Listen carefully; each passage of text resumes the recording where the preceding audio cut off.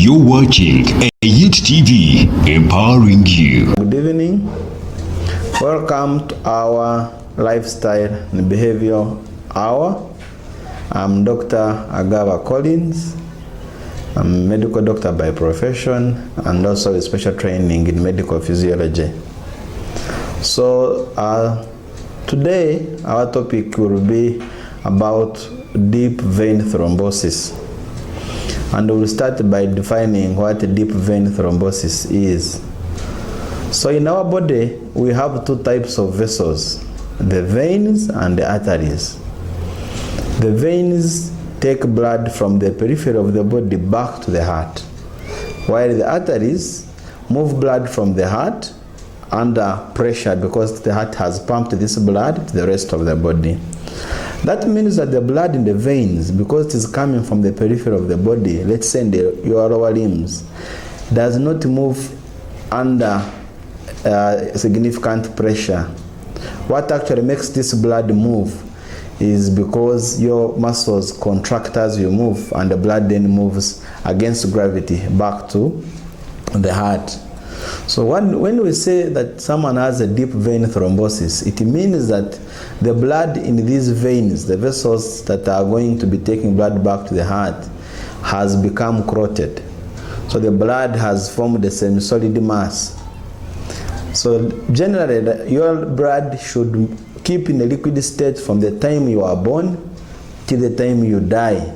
Should always have this blood flowing without stopping. But there are conditions here and there that can make this blood form semi-solid masses. Now, and this DVT, when the clot forms in these large vessels can be in the legs, like we said, or they can be in the pelvis. And when these clots form, if they just keep located in the veins, in the lower limbs, you'll just get local effects. But sometimes these clots get dislodged. When they get dislodged, they can find their way into the pulmonary circulation or towards the lungs, and they could block either a small part of the lung or a big part of the lungs, depending on how big these clots are. And depending on the size, this might kill in a matter of minutes. But if they are small, they could just present with some symptoms, and then if doctors treat you on time, this can get better. So what causes these clots to form? I have already said that ideally the blood in your body should not at any moment clot. The only time you should have blood clotting is if you have damage to your blood vessel, like you have cut yourself. The body is expected to mount a response to make blood clot at the point of injury and stop the bleeding. But otherwise, the body should not undergo clotting when there is no injury to the vessel that has happened. You're watching Youth TV, empowering you. Now there are about three major categories of things that can predispose or can make one form these clots in the big veins. I've already said in the veins, the blood is moving at slightly slower speed than in the arteries. So if the blood is moving very sluggishly, then the blood can have a tendency to clot. Now, in which kind of people does blood move sluggishly? If, for example, you are sick and bedridden, or you've been operated and you've been in your hospital bed, not moving, not doing any form of exercise, that blood is stagnating, so it can have a tendency to clot. If you have any conditions that may damage your veins, that would also somehow predispose you to having deep vein thrombosis. And I meaning by damaging the veins, we are damaging the inner layer, what we call the endothelium of these veins. Now, for people who have conditions like if you have a fracture, that maybe has injured the vein and made the vein have swelling, so the vein gets inflamed, then you can have blood clotting in the vein. Or if you have any other condition that may damage the vein, as we shall see the different conditions, then the blood can again clot. Now, there are also conditions in which blood tends to clot more. If, for example, you're a pregnant women, in preparation for the time of childbirth, where bleeding is expected to happen from the uterus, the body tries to have more of these substances that helps it to clot. So that in case the mother delivers, then they do not bleed so much. These factors can come in and save their life and make sure that the blood clots. But that can also be disadvantageous, because as a result of that, pregnant women and women who have delivered and are still in the first 3 months after delivery are at high risk of forming these clots. Like I said, once these clots are formed, they can either keep in the whatever they are formed, or they can actually dislodge and block off the veins that are going to supply blood supply to the lungs. And once this blood supply to the lungs, once you have the blood going to the lungs being blocked, then the pulmonary arteries, then it means that you cannot have the normal exchange of oxygen happening, and therefore blood that returns back to the heart will not be able to move. So how do we make a diagnosis of a deep vein thrombosis? We start from what are the risk factors, which people are likely to have this deep vein thrombosis. As you grow older, the risk increases. The risk is higher if you are obese compared to if you are lean and normal body weight. The risk for deep vein thrombosis is also higher in people who have any form of cancer. If you have any kind of cancer, then you are at risk of deep vein thrombosis. People who are immobile, and the people who are immobile, here I'm talking about people who spend a lot of time in bed, bedridden. Maybe you got an accident and you're not able to move now, or you've had a fracture and they have put you in a plaster, or put you in any form of traction and you're not being able to move. People who have had major surgery, they have just operated you and probably you are bedridden for some time.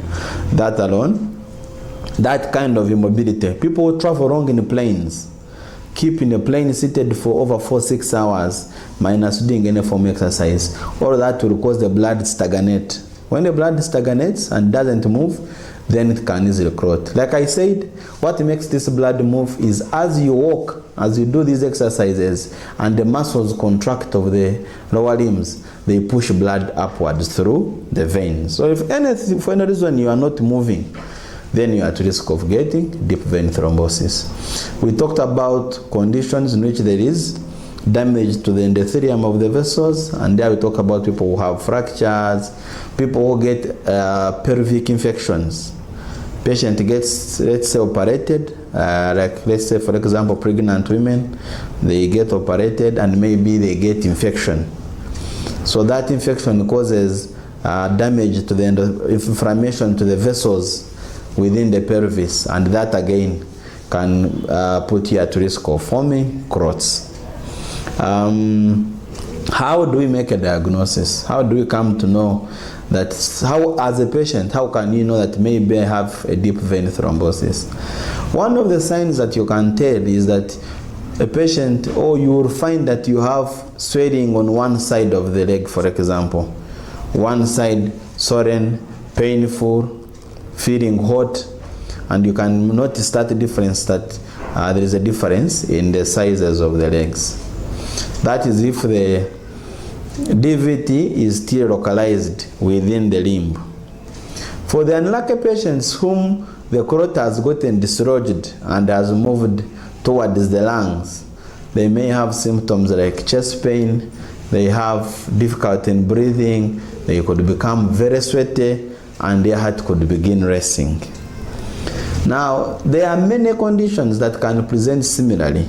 For example, if you have any form of trauma to your lower limb, to your leg, it can swell, and therefore you may confuse it as a DVT.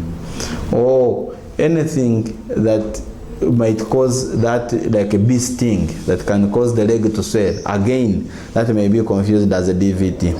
So it is important that whenever you have For any reason, any unexplained swelling on one side of the body, of the, let's say the lower limb, it's important that you go to the doctors, and for us, from our assessment, we are able to tell you if it is a deep vein thrombosis. What are some of the tests that we can do? There are scans we call compression scans.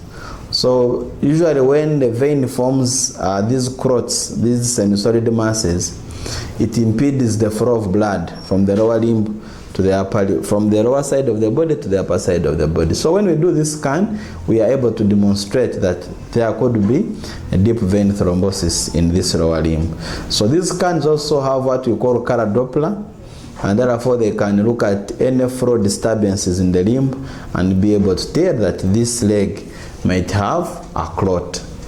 There are also blood tests that we can do that can give us an idea that this might have a deep vein thrombosis. Usually when you form these clots, the body starts a way of trying to break them down into smaller pieces, and through that it forms some substances we call D-dimers. You're watching a Youth TV, empowering you. So if you measure the patient's D-dimers in the blood, then and they are elevated, then you could have a thought that probably this patient could have a deep vein thrombosis. Though the test for D-dimers may not be very, very specific, especially for pregnant women, because naturally when they get pregnant, the D-dimers raise. Among the causes that we have forgotten is one of the most recent one, COVID-19. COVID-19 is one of the leading causes and also risk factors for patients getting these unexplainable blood clots. Okay, so once we have made a diagnosis, we said we can use either the scans or we can do the D-dimers. For patients in whom the clot has already gotten dislodged and we think now is at the level of the pulmonary bed, so you have chest symptoms, you have chest pain, you have difficulty in breathing, maybe you have a fever, maybe you have the heart is racing. There are also other tests that we can do. We have what we call chest CT scan. So we do a chest CT angiography, and there we use chemicals or contrast, try to look at the flow within the pulmonary vessels. And if there is any kind of blockage, then this can be visible. In developed world, in good countries, in good settings, there are also what we call the other special forms of scans, which are what we call the VHO scans, so which look at ventilation and perfusion. So they look at how much blood is going to a specific part of the lung, corresponding to the amount of air that is going to that specific part of the lung. If there are discrepancies, then one can tell that this might be a deep vein thrombosis. Once the diagnosis is made, how do we treat? So if the clot is in the leg, the drugs that we use what we call blood thinners. So blood thinners are drugs that are going to make the blood less likely to clot. They are going to reduce the blood's ability to clot. They will not break down the already formed clots, but they will stop the clots from increasing in size and also stop the formation of new clots, and hoping that the body will slowly break down the already formed clots. Those are called blood thinners. But in good centers where they can monitor the patients very well, and maybe the patients are very sick, like those whom the clot has moved, they can actually get drugs we call thrombolytics. These drugs are targeted at breaking down the already formed clots. They are quite very expensive, and they are not very readily available in most settings. So depending on whatever level you are, if the clot is still in the leg, blood thinners, which are given for a good period of time, should be able to help with this problem. If you already have a pulmonary embolism and the clot has moved, gotten dislodged and is blocking the pulmonary saturation, then When you come to hospital, there are other medicines that we can give you to support you. If it means giving you supportive oxygen, they will give you drugs that can reduce on the symptoms of chest pain and all those things, and also monitoring you, for example, in an intensive care, and making sure that you get better. Now we talked about the blood thinners, we talked about the drugs that can break the clots, and we talked about the drugs that are the supportive care. And maybe what is now important is to remember, how do we prevent clots from forming? So for patients who are at very high risk of getting clots, in the hospital they will give you what we call prophylaxis. Right now, in treatment, for example, of patients with COVID-19, if the patients have what we call severe disease, if you think that the COVID you have is very severe, they give them prophylaxis against formation of clots. So we give you those drugs, those blood thinners we talked about, and the idea is that they should stop the blood from clotting. If a patient is going to be immobile, maybe has had a bad fracture, or they have had major surgery, then they can also get these prophylactic drugs, these blood thinners, to make sure this does not clot. There are patients who naturally have problems with their veins, so that their veins are incompetent. So in that case, what they do, you can give them some special form of stockings called compression stockings, medical compression stockings. So they help avoid stagnation of blood in the veins, and that will help the blood move back to the heart and stop that sluggishness of the blood that can make it clot. The lifestyle. If you're going to be in a plane for 6 hours, you have to have episodes of stretching. Maybe every 2 hours, you want to wake up, stretch, or if you're not even able to wake up, you can just exercise your limbs, minus having to wake up and stand. So do the stretching of the limbs, stretch the feet, the toes, and that helps with moving the muscles, and that helps with the blood moving up back into the body. So then reduce the risk factors. We said if you can avoid excessive being maybe excessively obese, then you can exercise. There are things you are not going to change. You may not change your age, but you can change most of these risk factors, especially those that we've said that tend to make the blood get sluggish, being immobile, and like we already mentioned, that if you think that this immobility may not be preventable, then for those patients you would want to give them prophylactic drugs. You want to give blood thinners, and maybe some of the drugs that we see on the market, you've heard about heparin, and you've also heard about drugs like warfarin. So those are the drugs that we tend to use in trying to prevent clots from forming. You're watching a Youth TV, empowering you. Are you planning on having yourself a computer soon? Or do you need to get rid of that fault in your current computer? Are you looking for a trusted computer solution center in Mbarara? Try us at Think Innovation Inc. Think Innovation Inc. For new and refurbished computers, computer repair and maintenance, computer accessories, networking, software installation, and web designing. Find us at Western Arcade, Room AF51, or call us now on 0753 975042.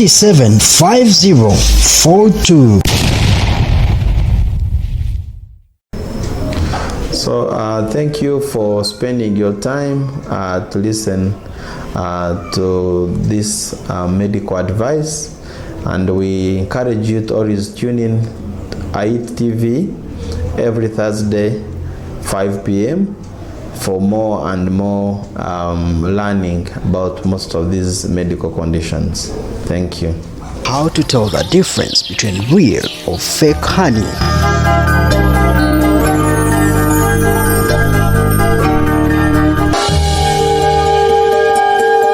Get natural honey only from our Pure Bees Products Limited, leaders in bee farming, bee consultancy, bee hives, standard honey extraction equipment, bee products value addition, and fumigation. Find us in Mbarara City, in Tare Road, opposite Stanbic Bank, or call us on 0784-278172 or 0709-844134. You can also buy our honey from www.guzaug.com.